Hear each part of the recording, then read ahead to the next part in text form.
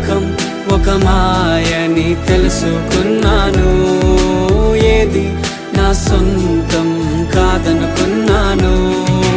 తప్పిపోయిన కుమారుని నేనైతే నా కొరకై నిరీక్షించే తండ్రి నా యేసు. తప్పిపోయిన కుమారుని నేనైతే నా కొరకై నిరీక్షించే తండ్రి నా యేసు. ఈ లోకమంతా నేను వెతకినా నాకు లేదయ్యా ఎక్కడా ఆనందం.